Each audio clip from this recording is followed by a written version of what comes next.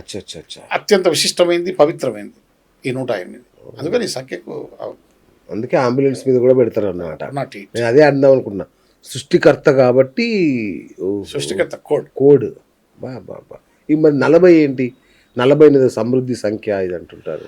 40 సమృద్ధి సంఖ్య అనేటువంటి దానికి కూడా ఒక అర్థం ఏంటంటే, మనకు ఒక ప్రయత్నం 40 రోజులు తీవ్రంగా చేయాలి. కరెక్ట్.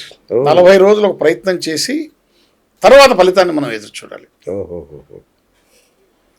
మన కళ్ళకు చత్వారం వస్తుంది. చత్ అంటే 40, 40 సంవత్సరాల్లో వస్తుంది. అవును, కరెక్టే. ఒక స్త్రీ ప్రసవించిన తర్వాత ఆ యొక్క పురుషుడు, భర్త, ఆ స్త్రీని 40 రోజుల దాకా కలవకూడదు. ఓకే. మనము ఒక దీక్ష తీసుకుంటాం, 40 రోజులు తీసుకుంటాం. అవును. అంటే 20 రోజులు మనలో ఉన్నటువంటి పాత లక్షణాలు మరుగున పడడానికి, 20 రోజులు కొత్త లక్షణాలు మనలోకి ప్రవేశించడానికి, మొత్తం 40 రోజులు. దీన్ని మండలం అంటాం. వర్షాకాలంలో 40వ రోజు ఆకాశంలో కృత్తికా నక్షత్రం కనిపించదు. ఆ రోజు అది మరుగున పడుతుంది. మొత్తం సంవత్సరం అంతా ఉంటుంది, వర్షాకాలంలో మాత్రం 40 రోజు కనపడదు. ఇక్కడ జ్యోతిష్ శాస్త్రంలో ఇందాకే అనుకున్నాం మనం, ఇది 12 నక్షత్రాలు, ఇది 27 నక్షత్రాలు, 12 రాసులు, ఏమి ఒక అభిజిత్ లగ్నం. 27 నక్షత్రాలు, 12 రాసులు, ఒక అభిజిత్ లగ్నం, మొత్తం కలిపితే 40. సో ఆ విధంగా 40కి. ఇక ఎవరైనా పుణ్యపురుషులు, పెద్దవాళ్ళు చనిపోతే 40 రోజులు మనం ఇది పాటిస్తాం. ఇది సూతకం కాదు, మనం దాన్ని ఏమంటామంటే సంతాప దినాలుగా ప్రకటిస్తాం. ఓకే. సో ఆ విధంగా 40వ సంఖ్యకు సమృద్ధి సంఖ్య అనే పేరు. ఇంకోటి గురు, పరమపద సోపానం ఏంటి? పరమపద సోపాన పటం అనేటువంటిది ఈ తరం వారికి తెలియదు. అదే అంటున్నా. మనం చాలా చిన్నప్పుడు మీరు కూడా చూసి ఆడాను నేను. పాము మింగింది చాలా. దాని వెనక అంతరార్థం చాలా మందికి తెలియదు. ఏదో ఆట అనుకుంటున్నాం అంతే. అవును, అంతరార్థం తెలియదు. ఈ ఆధ్యాత్మిక అంతరార్థం ఉంది దీంట్లో. అవునా? ఎందుకంటే ఈ పరమపద సోపాన పటాన్నే వైకుంఠపాలి అంటాం. ఈ వైకుంఠపాలి చార్ట్లో నిలువు 11 గళ్ళు ఉంటాయి, అడ్డము 11 గళ్ళు ఉంటాయి, మొత్తం 121 గళ్ళు. టాప్ పొజిషన్లో 11 గళ్ళలో పార మా పద సోపాన పటము పటం అని 11 అక్షరాలు పడతాయి. దానిపైన దశావతారాలు ముద్రించి మధ్యలో విష్ణుమూర్తిని పడుకునేది ముద్రిస్తారు. ఆడికి మొత్తం దశావతారాలు ప్రశ్న విష్ణుమూర్తి ఎంత 11. నీకు ఈ వైకుంఠపాలి యొక్క పరమపద సోపాన పటంలో ఈ నిచ్చెనలు 11 ఉంటాయి, పాములు, చిన్న పాములు 11, పెద్ద పాములు 11. అవునా? ఇట్లా అన్ని 11తో కూడినటువంటి కార్యక్రమం ఉంటుంది. 11 అంటే ఏకాదశ రుద్రులు అని అర్థం. ఈ ఆట ఆడడం వల్ల ఏం జరుగుతుంది, ఏమొస్తుంది అంటే నిరాశ నిస్పృహలు మనిషిలో నుంచి పోతాయి. కరెక్ట్. అంటే పైకి నిచ్చెనెక్కుతాడు, తర్వాత పాము నోట్లో పడతాడు, కిందికి మళ్ళీ జారుతాడు, మళ్ళీ ప్రయత్నం చేస్తాడు. Psychological game. సో ఈ విధంగా ఆత్మహత్యలు కూడా చేసుకోరు. అంతే కదా, ఇక ఇది సహజం అనుకుంటారు. పాము మింగుతే సహజం. కష్టాలు వస్తాయి, సుఖాలు వస్తాయి. సుఖాలు వచ్చిన వెంటనే తర్వాత మనకు కష్టాలు వస్తాయి, కష్టాలు వచ్చిన తర్వాత మన సుఖాలు వస్తాయి. కాబట్టి వీటిని మనం సమానంగా భావించాలి అనేటువంటి ఆలోచన ధోరణి వస్తుంది. దానికోసం ప్రవేశపెట్టేది. అంటే ఈ తరానికి నిరాశ నిస్పృహలు ఎందుకు వస్తున్నాయంటే ఈ ఆట తెలియదు. అన్ని కంప్యూటర్ గేమ్స్ ఆడుతున్నాడు. అన్ని ఏంటి మళ్ళీ కాల్చుకునేది, బీపీ పెరిగిపోయేది, అది హార్ట్ అటాక్స్ వచ్చేది, హార్ట్ అరెస్ట్ అయ్యేటువంటి అటువంటి ఆటలు ఉన్నాయి. సైకిల్ గా మారిపోతున్నారు. ఇటువంటి ఆటలు లేవు. ఈ ఆటల వల్ల, ఈ పరమపద సోపాన పటం ఆడడం వల్ల మనిషిలో ఒక మనోబలం పెరుగుతుంది. ఆత్మహత్య చేసుకోవాలనేటువంటి పిరికితనం పోతుంది, నైరాశ్యం పోతుంది, విలువలు పెరుగుతాయి, ధర్మము, న్యాయము అనేటువంటి అంశాలు అతను చూడగలుగుతాడు. ఇంకోటి గురుగారు, ఈ సున్నా మనం కనిపెట్టిందే కదా. అవును. దానికి ఉన్న ప్రాధాన్యత ఏంటి? ఆల్బర్ట్ ఐన్స్టీన్ అంటాడు, భారతీయులకు మనం సదా రుణపడి ఉండాలి. ఎందుకంటే వారే ఈ సున్నాను కనిపెట్టి ఈ ప్రపంచానికి అందజేశారు.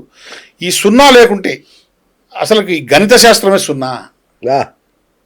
అంటే కంప్యూటర్లు కూడా సున్నానే కదా, కంప్యూటర్లు కూడా అని చెప్పారు. సో భారతదేశం యొక్క గొప్పతనం సున్నా కనుక్కోవడంలో ఉంది. సున్నాలో ఏముంది అంటాం, సున్నాలో ఏముంది కదా, సున్నా కనుక్కోవడమే భారతదేశం గొప్పతనం. దానికి ఒక విలువను ఆపాదించడం భారతదేశం గొప్పతనం. అలాంటి దాన్ని ఆల్బర్ట్ ఐన్స్టీన్ గారు గుర్తించి భారతదేశానికి రుణపడి ఉన్నాం, ప్రపంచమంతా భారతదేశానికి రుణపడి ఉంది అని చెప్పింది. అది చాలా గొప్ప విషయం. అలాంటి గొప్ప వ్యక్తి ఒప్పుకోవడం అనేది అద్భుతం. అన్నగారు ఇంకొక సందేహం, ఈ స్త్రీలకు మాంగళ్యం వేస్తారు కదా, పురుషులకు జంధ్యం వేస్తుంటారు, దీనికి ఏమన్నా సంబంధం ఉందా? ఇది ఒక గొప్ప సంప్రదాయం.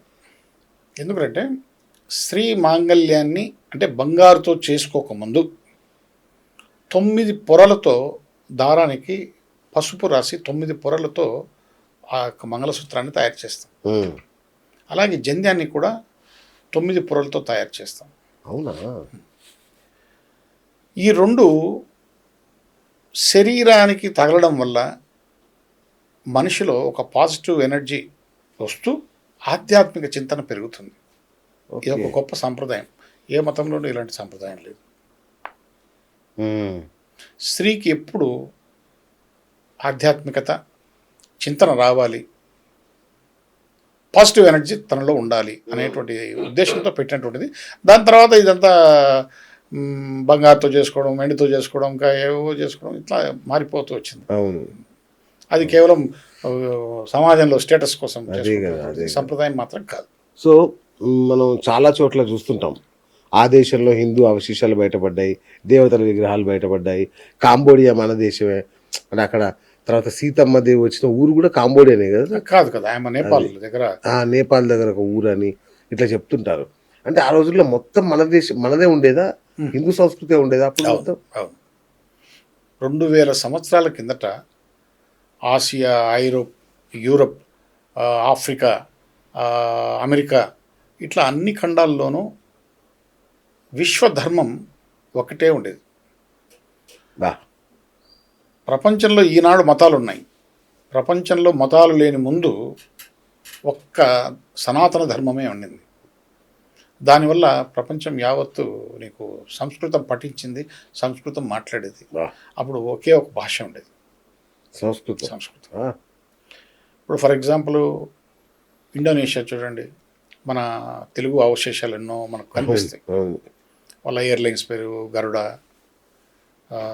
తర్వాత జటాయు, వాళ్ళ కూడలలో మన కృష్ణ భగవానుడు భగవద్గీత చెప్పేటువంటి ఒక అద్భుతమైనటువంటి శిల్పాలు ఇంటిని కల్పిస్తాయి.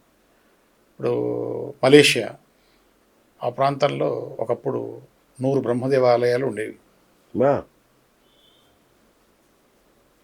అట్లా మొత్తం ప్రపంచమంతా కూడా హిందూ మత ఆనవాళ్ళు విపరీతంగా ఉండేవి. మెల్లిమెల్లిగా పుర్రెకు ఒక బుద్ధి అనేటువంటిది పుట్టి ఇప్పుడు ఒక పార్టీ పుడుతుంది.